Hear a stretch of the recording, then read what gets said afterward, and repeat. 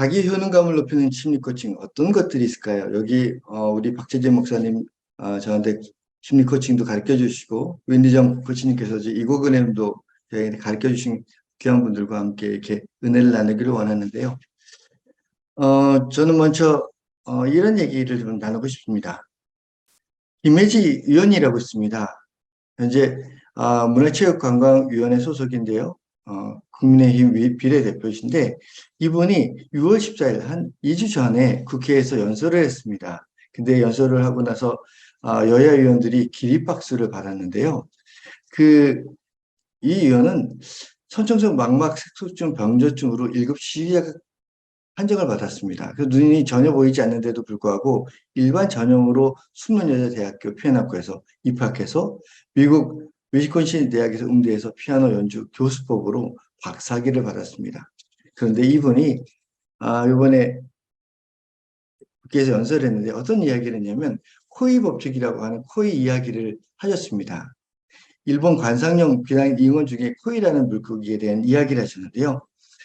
위원은 이렇게 얘기했습니다. 우리 사회에서 사회약자와 소수자의 기회와 가능성 이런 것들을 위해서 코이 이야기를 시작했습니다. 코이라는 물고기는 어항에 있을 때는 10cm 또 수족관이나 연못에 있을 때는 30cm로 크고요. 그 다음에 바다나 강물에 있을 때는 1m가 넘는 고기로 변환되는 그런 놀라운 역할을 합니다. 김 의원이 이 얘기를 하는 이유는 우리 사회에서 사회적 약자와 소수자들이 기회와 가능성 그리고 성장을 가로막는 이런 것들이 있다는 것입니다. 이런 어항이나 수족관이 있다는 것이죠. 이런 어항과 수족관을 깨고 국민의 기회 균등 속에서 재능을 발휘할 수 있도록 정부가 더욱 적극적으로 강물이 되어 주신다면 많은 사람들이 소외된 분들이 아마 당당한 국민의 주권자가 될 수 있도록 노력하겠다고 하는 이야기를 하기 위해서 이 이야기를 시작했는데요. 이 이야기를 듣고 여야 의원 모두 다 기립박수를 쳤습니다. 저는 이 이야기를 듣고 우리도 우리 주변 환경에 따라 우리 자신의 능력과 또 꿈이 크게 달라진다고 생각합니다. 그래서 오늘 코칭도 이 관련된 학문들과 함께 그것들을 잘 활용한다면 우리가 놀라운 효과가 달라질지 않을까라는 생각을 갖게 되었습니다. 우리가 어떤 도시나 사업 필드에 나갔을 때 여러 가지 일들을 생각할 수 있습니다. 그런데 그런 필드에 나갔을 때 우리가 꼭 해야 할 것 중에 하나가 아마 시장조사라고 생각이 되는데요. 시장조사할 때 시장조사라면은 아마 거기에 여러 가지 일들을 우리가 조사를 해야 할 거라고 생각합니다. 그 중에 하나는 반드시 마켓 리서치를 해야 됩니다. 선교사들은 필드 리서치를 꼭 하게 되죠. 그런데 그 마켓 리서치를 할 때 제가 경영 컨설턴트로 여러 가지 사역할 때도 꼭 이 작업을 했습니다. 그것은 바로 소비자의 성향이나 패턴이나 소비자의 욕구가 어떤 것인지를 알기 위해서 거기 도시나 주거지에서 배출된 것들을 파악하는 일입니다. 쓰레기 같은 거를 파악해버리면 그 소비자들이 어떤 사람들이고 그 소비를 어떻게 하고 또 소비 패턴이 어떤 건지를 알게 됩니다. 마찬가지로 이것을 인간의 몸에 적용한다면 어떤 검사를 할 수 있을까요? 유기산 검사라고 있습니다. 요새 가장 핫한 검사인데요. 기능 진단 이야기의 핵이라고 할 수 있는 그런 검사입니다. 유기산 검사는 몸속에 있는 대사 과정을 배출하는 소변을 측정하는데요. 굉장히 좀 비용이 좀 비싼데요. 이 유기산 검사를 통해서 단백질, 탄수화물, 지방들 이런 것들이 얼마나 에너지를 잘 활성화하는지 그리고 비타민이나 다른 지표들을 결핍된 것이 무엇인지를 밝혀내는 그런 진단 이야기의 핵심이 이 유기산 검사입니다. 유기산 검사를 통해서 여러 가지 처방을 할 수 있는데요. 유기산 검사는 어떤 효과가 있을까요? 가운데 보면 지방산, 탄수화물, 신경전증 물질, 유산균, 골대사, 비타민, 에너지, 장에 관한 것, 독성에 관한 것, 산화에 관한 것, 이 여러 가지를 파악할 수 있습니다. 제가 왜 이런 얘기를 하냐면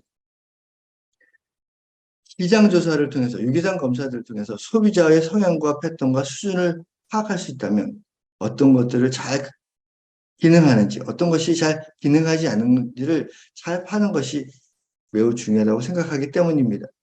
코칭도 보다 효과적으로 효율적으로 코칭을 하기 위해서는 어떤 것이 관련된 것이 있고 이런 것들을 어떻게 잘 활용할 수 있는지, 그래서 어떻게 효과를 극대화할 수 있는지 그런 것들을 같이 살펴보고자 합니다.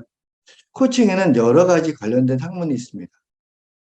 가장 관심 있는 상담이나 컨설팅, 멘토링, 심리, 코칭이 이 여러 가지들이 있는데도 불구하고 코칭은 이런 것과 벽을 쌓는 일들이 가끔 있습니다. 그런데 오늘 저는 이 코칭을 효과를 극대화하기 위해서 상담이나 또 심리 이런 쪽에 관련된 일들을 같이 이야기를 나누고 싶습니다.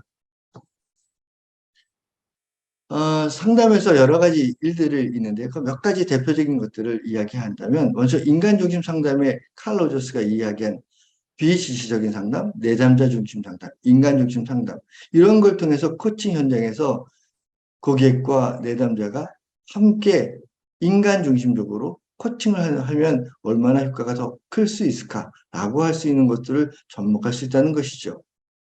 두 번째는 선택 이론인데요. 윌리엄 그레스가 발명한 건데 인간의 5가지 욕구, 예를 들면 생존의 욕구, 생명을 유지하고 생식을 하기 위한 가장 큰 욕구, 또 사랑과 소속감의 욕구.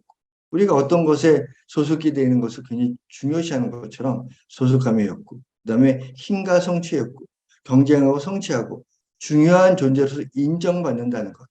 그 속성을 여기에 담아 있습니다. 그리고 자유의 욕구, 또 즐거움의 욕구. 이런 5가지 욕구를 어떤 것을 결정할 때 나는 어느 쪽으로 결정하는지 선택 이론에 따라서 결정할 수 있습니다.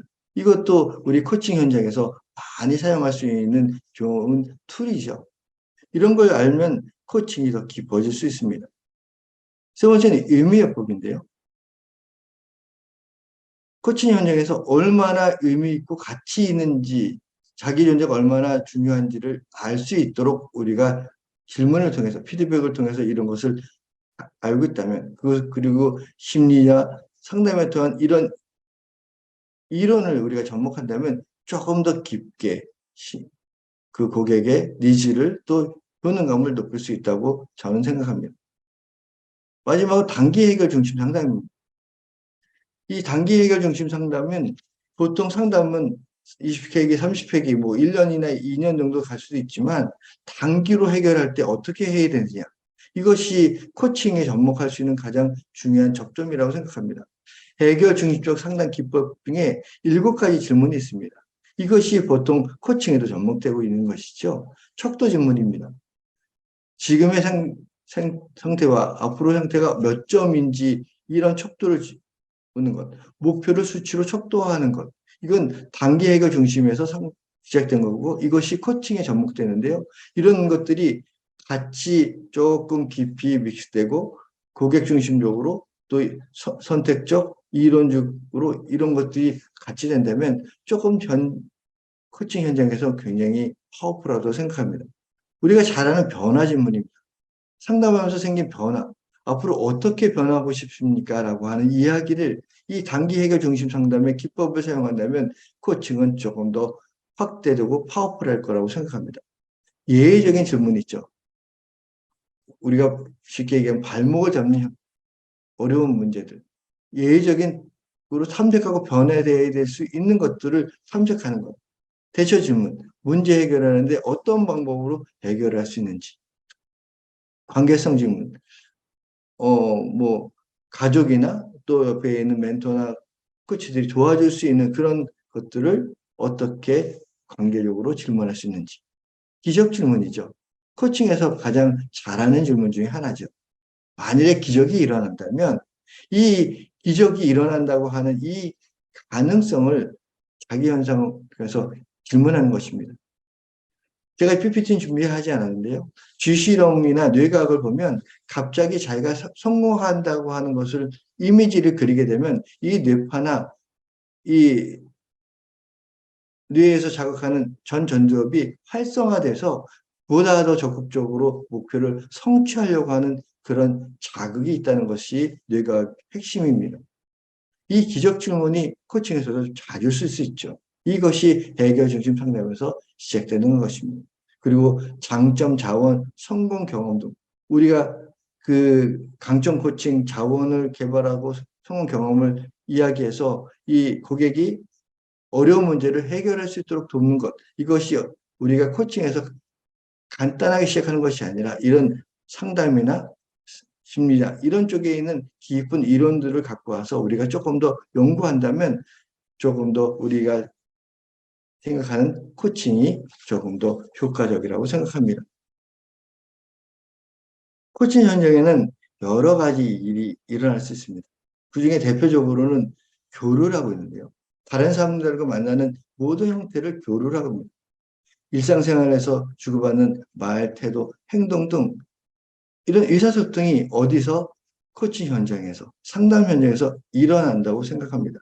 이 교류를 우리가 여러 가지로 이야기할 수 있지만 그중에 대표적인 것은 바로 역동이 있다는 것입니다. 코치와 고객 사이에 일어나는 심리적인 상호작용. 그 중에 가장 중요한 것 중에 하나가 전이라고 있습니다. 전이가 무엇일까요? 전이는 고객이 자신의 무의식적인 감정이나 신념, 욕망 등을 코치에게 표현하는 것입니다.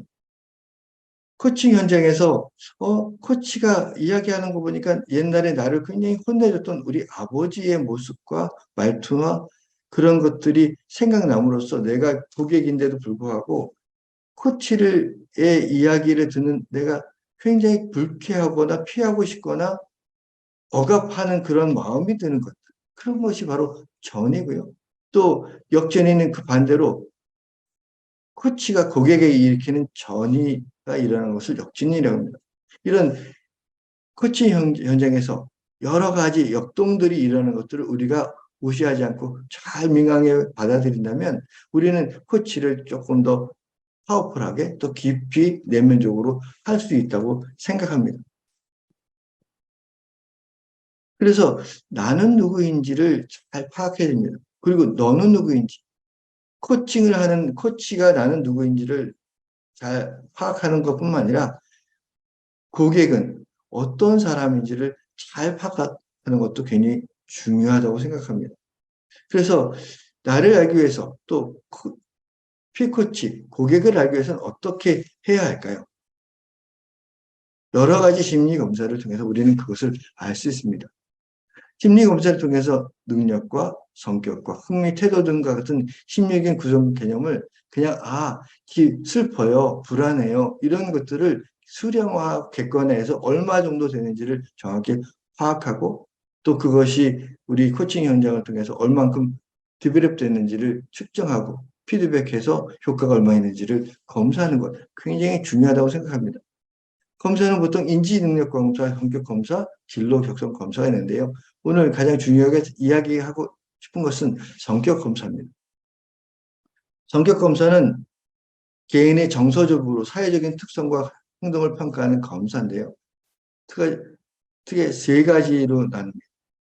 성격 기질, 내 기질이 어떤지, 또 내 성격이 어떤지, 성격 유형이 어떤지를 검사하는 것입니다. 왜 이런 검사를 해야 할까요? 이 검사를 통해서 내가 누구고 상대방이 누군지를 알아가는 것. 저는 이 투사 검사만큼은 참 좋은 검사라고 합니다. 그 일반적으로 투사적으로 해서 노사 검사 같은 것을 하게 되면 또 미술 치료 같은 걸 하게 되면 본인이 이야기하지 않는 무의식에 있는 것들을 표현함으로써 다른 사람들이 나를 좀 더 알고 상대방을 알 수 있는 우리가 병원에 가면 문진을 하잖아요. 그 문진하는 것처럼 SGT 문장 완성 검사를 통해서 그 고객이 생각하고 있는 것들이 어떤 것들을 갖고 있는지를 쉽게 알 수 있습니다. 병원에 가서 문진 검사를 하면 우리가 어떤 검사를 하나요? 뭐 피 검사, 소변 검사, 또 엑스레이를 찍는 것처럼 저는 객관적 성격 검사 중에 자기 보고형 MMP I2인데요.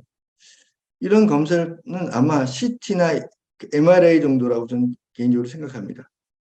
이런 검사를 통해서 정확하게 본인이나 다른 사람들의 성격이나 기질이 어떤 것인지를 정확히 파악한다면 TCI 같은 거는 기질 검사죠. 이런 검사를 통해서 내 자신뿐만 아니라 상대방을 정확히 안다면 우리는 보다 효과적으로 코칭이나 성과를 더 나타낼 수 있습니다. 성격 유형 검사는 여러 가지가 있습니다. 애니어그램, MBTI 뭐 여러 가지가 있습니다. 많은 분들이 이런 부분들을 통해서 검사를 하고 많이 활용하고 있습니다. 저는 여기서 두 가지를 좀 이야기하고 싶은데요. 하나는 MMPI입니다. MMPI가 다른 검사도 굉장히 좋지만 이 검사의 특징은 566문항을 갖고 검사를 하는데요. 중요한 것은 주요 비정상 행동의 유형을 측정하는 10가지 임상속도가 있다는 것입니다. 그리고 그 사람의 검사 태도를 측정하는 4가지 타담도 검사를 측정할 수 있다는 것입니다. 이것이 무슨 얘기냐? 예를 들어 어떤 사람이 군대 가기 싫어서 요새 정신질환이 많이 있기 때문에 내가 정신병인 것처럼 해서 군대 가지 않으려고 했던 사람이 있다면 다른 심리검사나 상담하는 사람에게 나 머리가 좀 이상합니다. 심리적으로 불안합니다. 이런 얘기를 했을 때 이 MMPI를 검사를 하면 기존의 정신병에 걸렸던 사람들의 성향과 내가 거짓말을 해서 체크한 성향이 달라진다는 것을 우리 MMPI에서 파악할 수 있습니다. 그것이 타당도 촉대에 나타날 수 있다는 것입니다. 그래서 이 사람이 거짓을 하는지 아니면 상관하게 잘 보이려고 거짓으로 하는지 취업을 하려고 아니면 진급을 하려고 하는 그런 성격 검사에서 MMPI는 타당도 검사에 이런 것이 나타난다는 것이죠. 두 번째는 질문지를 통해서 피검사자가 제시하는 것과 상대방이 보는 것이 달라질 수 있다는 것입니다. 저는 이런 진위 척도가 있다는 것이 참 중요하다고 생각하는데요. 오늘 여기 윈디정 교수님도 계시지만 저는 교류 분석에 대한 이야기를 나누고 싶습니다. 교류 분석이 뭔가요? 성격 이론 동시에 심리치료 기법 중에 하나입니다. 상호 반응하고 있는 인간 사이에 이루어지는 교류를 분석하는 것이 교류 분석인데요. 이 교류 분석을 통해서 어떻게 에너지가 역동적으로 변함이 되는지 그것을 파악하는 심리검사입니다. 그것이 바로 이거그램이라고 하는 게 있는데요. 이거그램을 통해서 변화의 단계가 있습니다.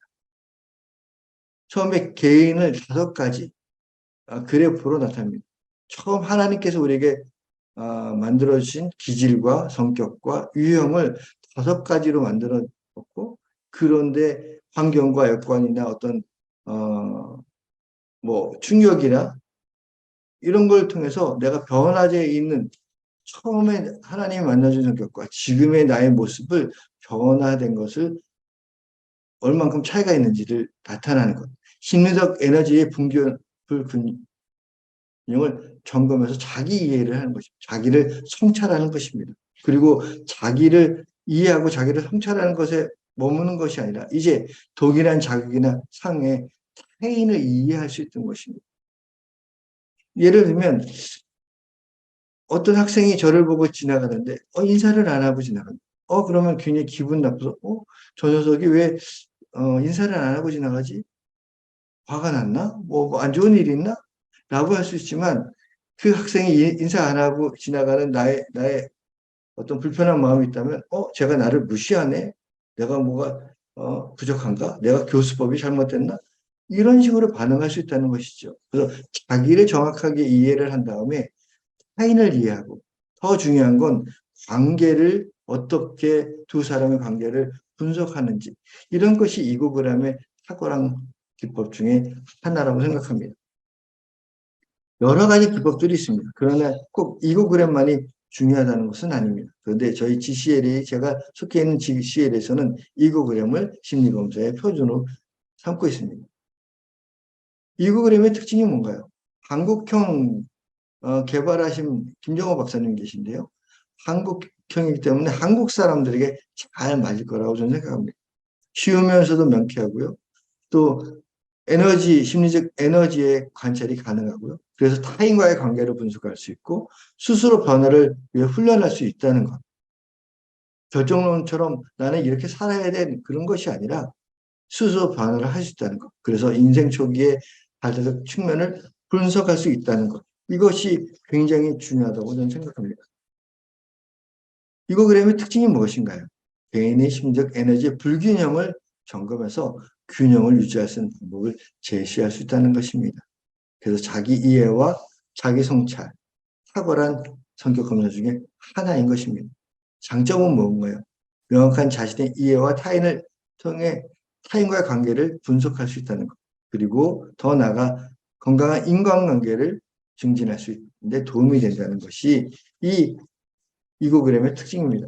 이고그램이 최고냐? 그렇지 않았습니다. 그러나 중요한 건 제가 이렇게 여러 가지 이야기를 드리는 것은 내 자신이 누구이고 또 내가 하나님께서 나에게 붙여진 상남자 또 피고객, 고객이 어떤 사람인지를 알고 서로 관계되는 그 역동을, 교류를 잘 분석할 수 있다는 것이 굉장히 중요하다는 것을 이야기하고 싶었던 것입니다. 그러려면 우리는 어떻게 진행해야 될까요? 주어리창이라고 우리가 많이 아는 것처럼 내가 아는 부분과 다른 사람이 아는 부분, 열린 창이라고 그러죠. 그리고 블라인드 스팟이 있고요. 또 히든 스팟이 있습니다. 그런데 중요한 건 이런 심리적인 검사, 교류를 통해서 이 열린 창 에리어를 점점 크게 만들어 가자는 그런 취지고요. 또 하나는 개인적인 것뿐만 아니라 내가 불편하고 상대방도 불편했던 그 지점에서 시작해서 나도 좋고 상대방도 좋고 서로 관계성을 회복해서 공동체성을 개선하는데 중요하다고 생각해서 이 이야기를 드리는 것입니다. 자기 혼자 코칭의 목표를 설정하고 그것을 완성한다는 것, 물론 중요할 수 있습니다. 그런데 크리스찬 코치로서 그분이 얼만큼 사회적인 관계성을 유지할 수 있도록 할 수 있는지 목표를 설정하고 그것을 실행할 수 있는 단계를 만들어가는 것. 이런 굉장히 중요한 단계마다 우리는 그 한 사람의 자기 욕구를 충족하는 것뿐만 아니라 다른 사람과의 관계성까지 같이 우리가 코칭 현장에서 이루어진다면 그분 하나님 맡겨주신 그 피코치의 자기 실현을 통해서 관계성도 사회성도 또 공동체성도 개발될 수 있다고 생각합니다.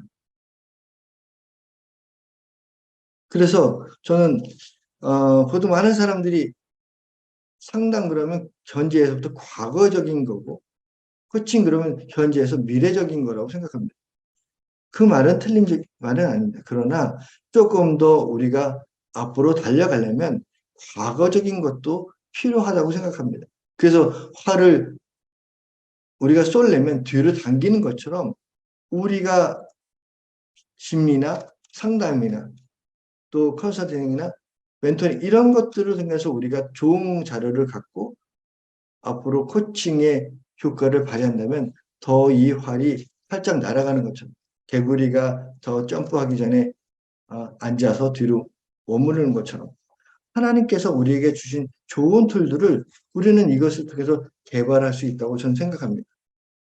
화살을 멀리 쏠려면 반드시 뒤로 당기는 것처럼 코칭을 잘 하려면 효율과 효과와 극대화하려면 저는 심리적 또 생리적 또 정서적인 부분을 우리가 잘 활용해서 써야 된다고 생각합니다. 그래서 저는 하나의 이야기를 준비했는데요. 여러분도 많이 보신 이야기입니다.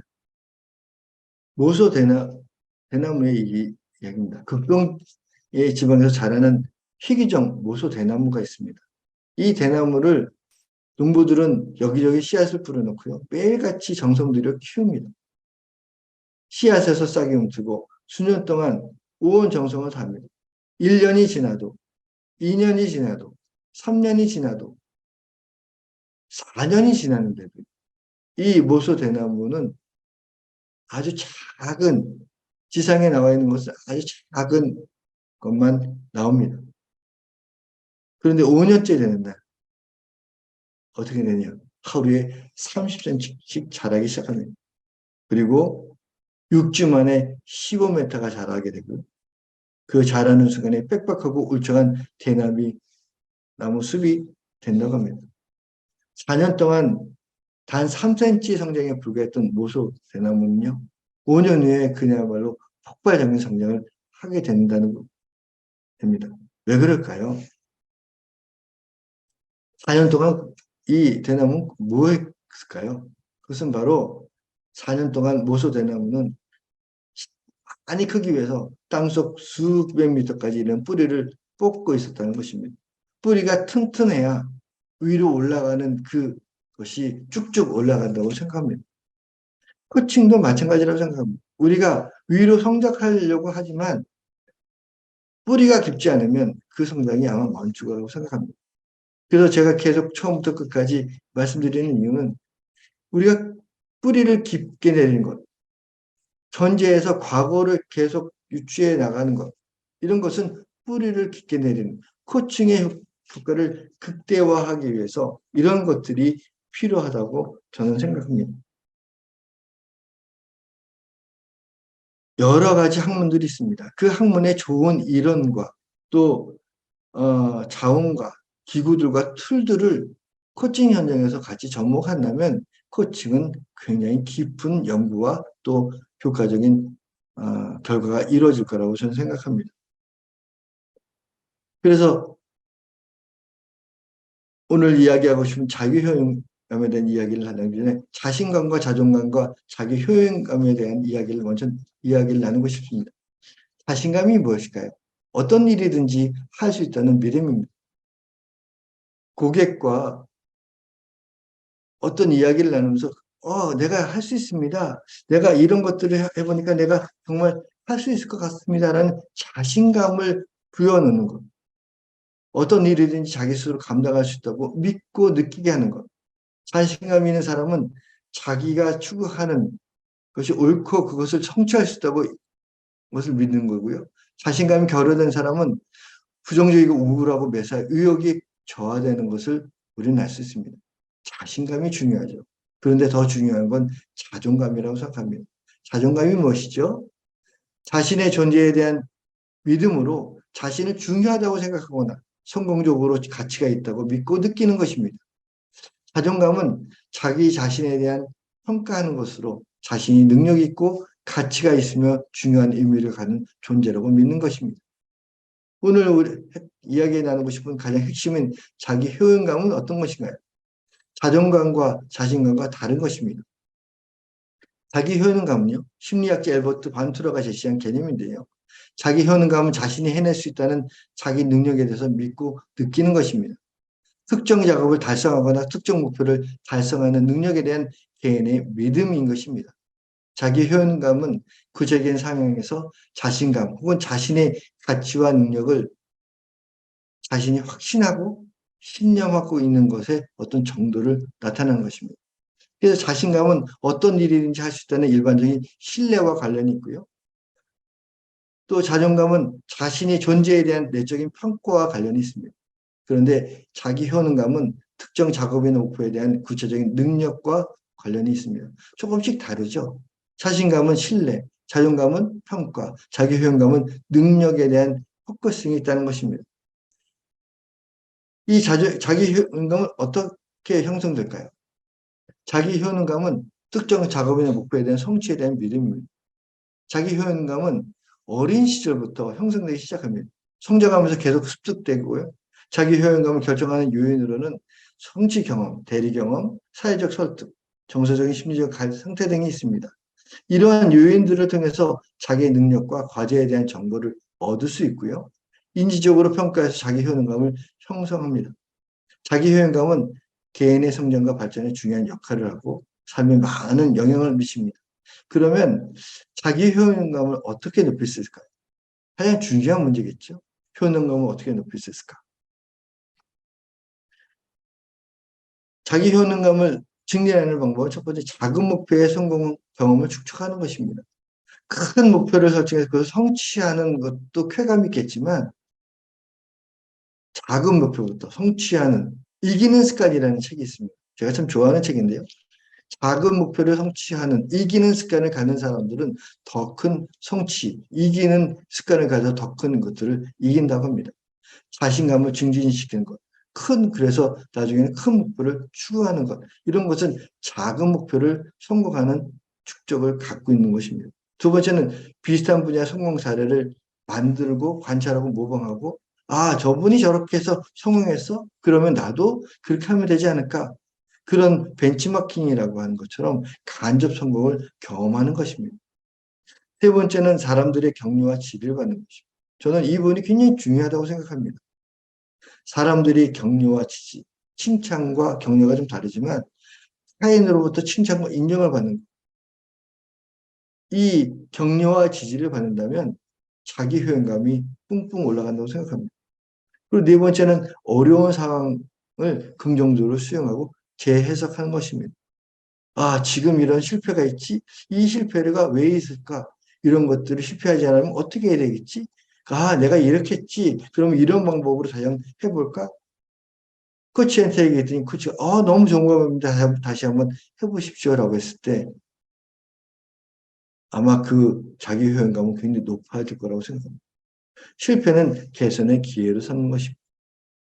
다섯 번째는 자기의 능력을 긍정적으로 평가합니다. 과대평가하는 것이 아니라 부정적으로 평가하는 것이 난 이 정도뿐이 할 수 없어라는 것이 아니라 내가 있는 이 환경과 여건과 처지에서 이 나의 능력은 이렇게 좋은 평가를 할 수 있어. 그리고 도전한 극복한 태도로 자기의 효용감을 높이는 것입니다.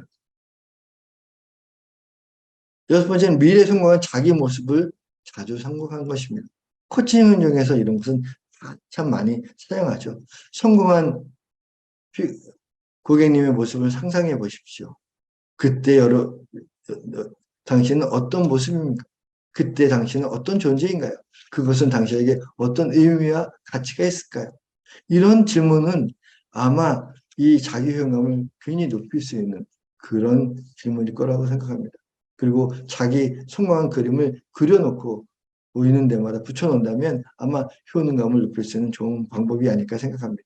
마지막으로 여러 가지가 있지만 제가 준비한 마지막은 자기 자신을 신뢰하는 것입니다. 그리고 자기 자신을 격려하고 그 자신이 계속 효능감을 높일 수 있도록 훈련해 나가는 것입니다. 이런 여러 가지 방법을 통해서 자기 효능감을 증진한다면 우리는 아마 굉장히 많은 것들을 알 수 있을 거라고 생각합니다. 그러면 자기 효능감을 얼마나 높였는지를 어떻게 할까요? 오늘 기분이 좋아서 내가 자기 효능감이 아주 굉장히 높습니다. 근데 날씨가 굳어서 자기 효능감 떨어졌다. 그렇게는 할 수 없는 거죠. 그래서 객관적으로 타당한 그런 방법을 찾아야 됩니다. 특별히 코치의 자기 효능감은 굉장히 중요합니다. 코칭 현장에서 코치가 자기 효능감이 낮으면 고객이 뭐라고 해도 그 고객에게 동기부여를 할 수 있습니다. 그리고 고객도 자기 효용감이 낮으면 코치가 아무리 좋은 얘기를 해도 그것을 부응할 수가 없는 것이죠. 자기 효용감을 높이는 것 굉장히 중요합니다. 자기 효용감 척도는 이런 것이 있습니다. 크게 다섯 가지인데요. 자기 효능감 척도 SES라고 보통 이야기하는데 자기 자신의 능력에 대한 전반적인 신뢰 수준을 측정하는 것입니다. 보통 30개 문항으로 또 2개의 하위 척도로 이것을 측정하는데 점수가 높을수록 자기 효능감이 높다고 나타납니다. 일반 자기 효능감 척도가 있습니다. GSE라고 하는데요. 개인이 지각하는 자신의 능력에 대한 인정을 측정하는 것입니다. 누가요? 자기 자신이 인정하는. 개인이 지각하는 자기 효능감을 측정하는데 현재의 상황을 효과적으로 다룰 수 있는 자신의 능력에 대한 인식을 측정하는 것입니다. 이건 팁톤과 웡턴이 개발했는데요. 원척도가 27문화, 또 3개의 하위 척도가 있습니다. 이걸 통해서 우리가 측정할 수 있는 것은 3가지가 있습니다. 첫 번째는 과업을 얼마나 효능감 있게 측정하느냐. 어려운 과제를 대한 태도에 대한 것입니다. 과제 수행에서 느끼는 어려움 정도. 똑같은 어려움이 있더라도 효능감이 높은 사람은 이건 내가 할 수 있어 라고 하지만 효능감이 낮은 사람은 이 문제를 나는 이런 걸 못해 일찍 포기하게 되죠. 이런 과제 효능감. 두 번째 대처 효능감이라고 있습니다. 자신감을 나타내는 것이죠. 자기 결정의 정도를 문제 해결에 대한 결과를 기대하는 것입니다. 내가 이렇게 한다면 이런 결과가 있을 수 있겠지. 이런 방법이 아니라 다른 방법으로 하면 이런 효과가 있지 않을까? 라고 하는 것을 측정하는 것입니다. 정서 통제 효능감이라고 있습니다. 문제는 상황에 대한 두려움, 수치감, 좌절감, 불편함 등에 대한 이런 것들을 우리가 측정하는 것입니다. 세 번째는 자아 정체감 척도라고 하는데 EIS라고 하는데요. 자아 정체감을 측정하기 위한 도구가 여러 가지 있습니다. 8가지가 있는데요. 안정성, 목표 지향성, 독특성, 대인 역할 기대를, 자기 수용, 자기 주장, 자기 존재 의식, 대인 관계 등 이런 자아 정체감에 대한 것들을 측정하는 것입니다. 그 직업적으로 자기 효용감을 측정하는 거고요. 자아 존중감 척도가 있습니다. 로젠버그의 자아 자존감 척도인데요. 고등학생이나 청소년을 대상하는 자기 효능감 척도가 있습니다. 이런 척도를 통해서 그 사람들의 효능감을 계속 지속적으로 검사하고, 그리고 MMPI 같은 검사를 저는 1년 단위로 계속 검사를 합니다. 그럼 그것이 주기적으로 향상성이 또 어떻게 되는지 계속적인 연구를 할 수 있습니다. 저는 이런 여러 가지 일들을 하면서 이 얘기를 나누고 싶습니다. 여러분 강영호 박사님이라고 아시죠? 맹인이신데요, 이분도. 그분이 여러 가지 간증 집회를 하시면서 이야기하시는데 저는 이 이야기를 잊어버릴 수가 없었습니다. 하나님께서 절벽 가까이로 오라고 부르셔서 나는 그리로 갔습니다. 그랬더니 절벽 끝에서 더 가까이 오라고 부르시는 것이었습니다. 그래서 나는 절벽 끝까지 갔습니다. 그런데 하나님은 절벽 끝에 서 있는 나를 밀어 떨어뜨리는 것이었습니다. 나는 떨어지고 떨어지고 또 떨어졌습니다. 그제서야 나는 알았습니다. 하나님께서 나에게 날아갈 수 있는 능력을 이미 주셨다는 것을. 그때까지 나는 내가 날개 갖고 있다는 것을 조차 알지 못했다는 것을 이야기하셨습니다. 저는 이 강영호 박사님의 이 간증을 잊어버릴 수가 없는데요. 하나님께서는 우리에게 놀라운 계획과 비전과 꿈을 갖고 계시는구나.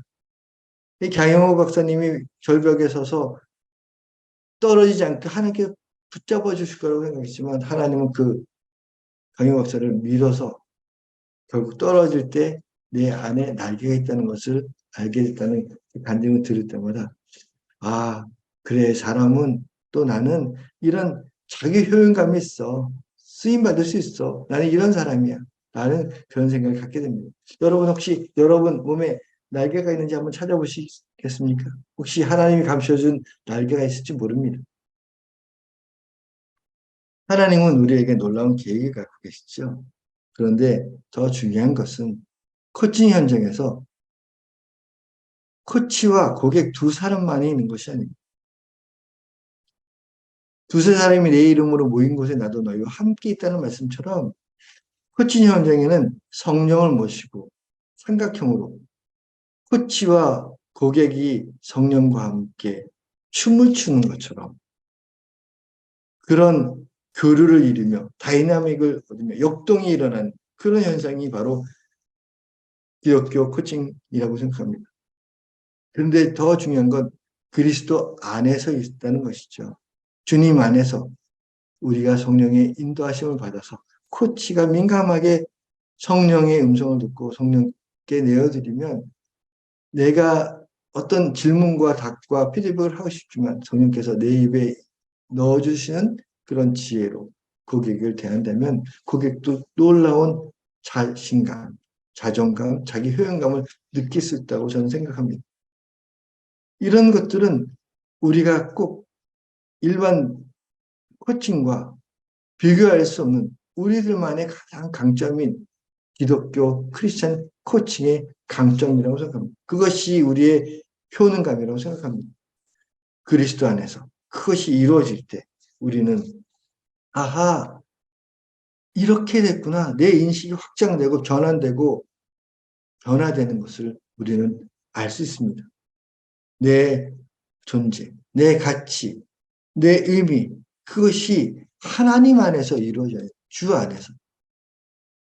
doing을 강조하는 것이 아니라 being을 강조하고요. 그 being이 다시 doing으로 나갈 때 그리스도 안에서 그것이 바로 하나님 사랑, 이웃 사랑, 자신 사랑으로 나갈 수 있다고 생각합니다. 관계 안에서 지금 혼밥하는 그런 시대, 개인주의 성향이 강해진 이 시대에 우리 크리스천 코칭이 꼭 해야 하는 것들은 이런 관계성을 증진하는 것.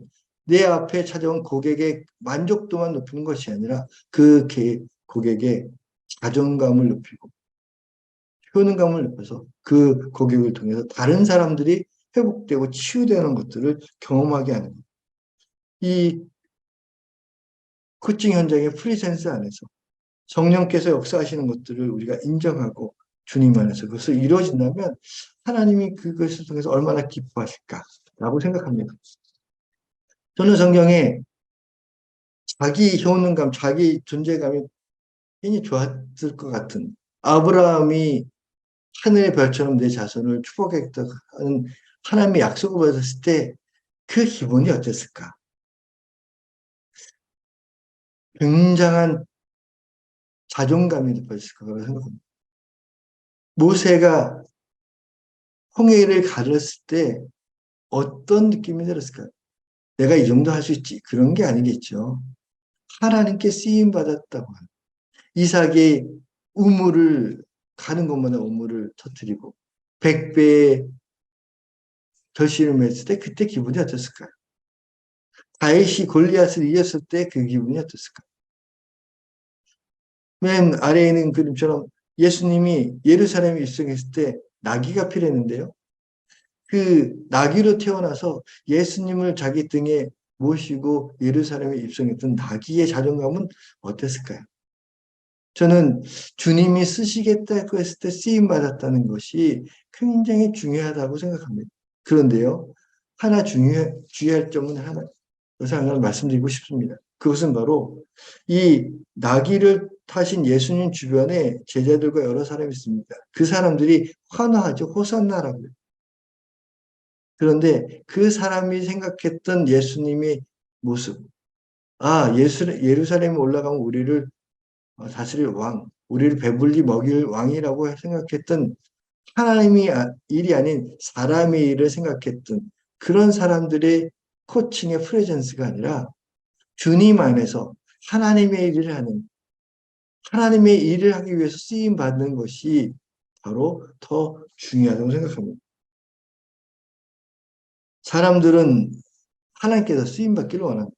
그리고 내가 갖고 있는 능력보다 더 큰 능력을 원합니다. 그런데 그 갖고 있는 능력과 권세, 또 권력 이런 거 갖고 어떻게 쓰이는지 잘못 코칭을 하면 그 사람은 굉장히 칼을 사람 죽이는데 쓰일 거라고 생각합니다. 그런데 그 칼이 아주 예술품을 만드는 데 쓰인다면 그 칼은 아주 굉장히 유용한 도구가 될 거라고 생각합니다.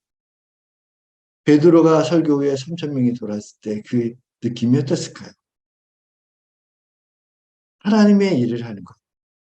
우리 크리스천 코칭의 코치가 가장 중요하게 생각하는 것은 성령께서 우리를 통해서 코칭 프레젠스 통해서 고객에게 어떤 것들이 전이 돼서 교류를 일어나서 그 코치가 고객에게 영향을 끼쳐서 그 고객이 예수 그리스도의 성품에 이루어지는 그런 모습들. 코치님, 저는 돈을 많이 벌고 싶습니다. 그래, 돈을 벌 수 있는 방법이 뭘까요? 이런 것이 아니라 돈을 왜 벌려고 하시나요? 그 의미가 뭐죠? 가치가 뭐죠? 그때 당신은 어떤 사람인가요? 계속 존재적인 질문을 통해서 만약에 그것이 과거에 쓴뿌리가 있다면 그 쓴뿌리를 조금 우리가 건드려 드려서 그분이 치유되고 회복되고 그래서 내가 온전히 내가 돈을 버는 것보다 내 가치를 실현하는 것이 더 중요하다고 코칭 목표를 변경한다면 우리는 조금 더 유능한 코치라고 교율적으로 주님 안에 쓰임받는 코치가 될 거라고 생각합니다. 이제 마지막으로 마무리하고 싶습니다. 우리는 할 수 없습니다. 그런데 하나님께서 우리와 함께 하신다면 하나님께서 이루어 주신다면 나는 할 수 있습니다.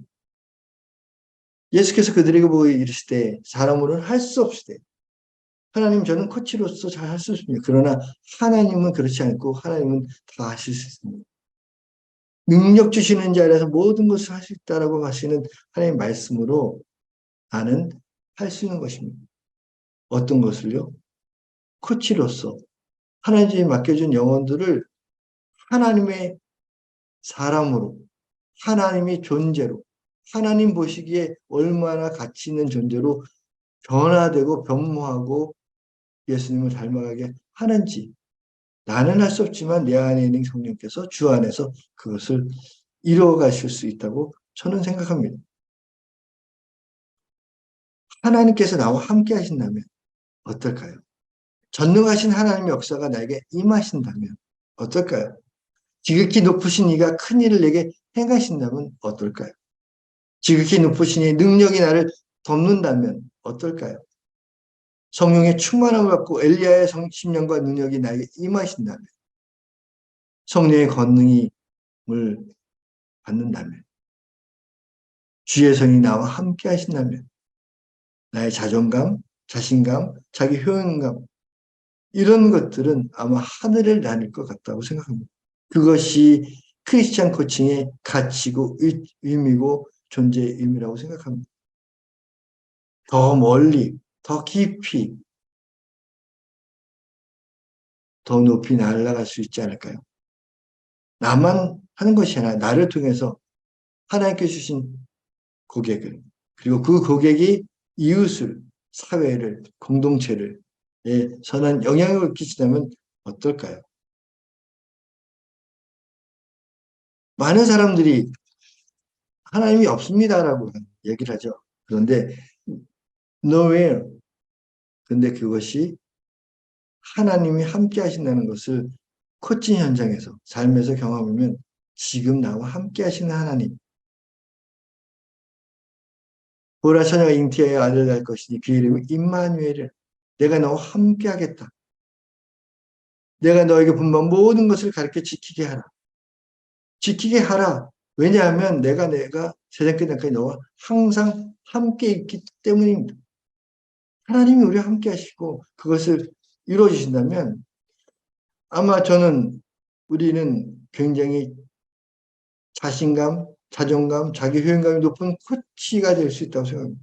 우리가 가는 곳, 우리가 만나는 사람마다 우리의 교류가 역동이 흘러넘쳐서 그것이 자연스럽게 고객에게 흘러갈 것이고요. 그 고객은 그런 하나님의 임재를 경험하고 자기도 또 다른 사람을 제자를 삼을 수 있다고 생각합니다. 저는 사역 현장에서 우리의 삶이나 직장이나 사역 현장이나 우리의 선교 현장에서 여러 가지 성과를 내길 바랍니다. 그런데 그 성과가 잘 나는 것도 있지만 제가 코치로서 성장하는데 꼭 성공해서 많이 배우느냐? 그렇지 않습니다. 실패할 때도 참 많이 배우게 됩니다. 실패할 때, 좌절했을 때 그것을 많이 배웠습니다. 성공할 때는 감사했고요. 실패할 때는 기도했습니다. 원인이 뭐지? 왜 내가 이렇게 했지? 그래서 깨닫게 돼서 모수 대나무가 뿌리를 내듯이 아니 위로 올라가면서 마디가 더 성장하게 해서 마디가 생긴 것처럼 성장만이 최고는 아니라고 생각합니다. 가끔은 하나님이 우리를 실패하고 사역 현장에서 하나님이 없는 것 같다고 느낄 때도 있지만 하나님은 우리와 함께 하셔서 뿌리를 깊게 내리고 모소 대나무가 쭉쭉 올라가는 것처럼 우리도 하나님 안에서 효능감이 아주 빵빵하게 될 거라고 생각합니다. 뿌리를 더 내리는 시간이 필요합니다. 성장하기 위해서 마디가 필요합니다. 그래서 마치 성장하게 된 것처럼 코칭이 현재에서부터 바로 미래에만 앞으로만 전진하는 것이 아니라 화살을 당기는 것처럼 우리가 활용할 수 있는 자원들, 상담과 심리와 생리와 여러 가지 일들을 같이 우리가 환영한다면 아마 그 화살은 더 높이 멀리 깊이 날아갈 수 있다고 생각합니다. 그래서 마지막으로 저는 이 이야기를 나누겠습니다. 하나님의 맡겨주신 능력으로 그 일을 했을 때 그 주인이 이르되 잘하였도다. 월등 굿잡 착하고 충성능중한 하나님 우리에게 우리에 맞는 달란트대로 재능대로 그것을 주셨습니다. 그것을 감추는 사람이나 그것이 하나님 위해서 더 효용감을 높여서 쓰임받는 것이다.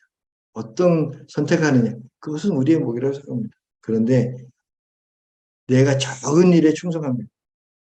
많은 것을 앞으로 더 많은 것을 내게 맡길 거라고 얘기하고 내 주인의 죽음에 참여할 거라고 이야기 된다면 그만큼 효능감이 높아지지 않을까요? 그런 칭찬을 듣는 여러분이 되기를 기대합니다. 이것으로 저는 오늘 자기효능을 높이는 심리 코칭 강의를 마치겠습니다. 예, 경청해 주셔서 감사합니다.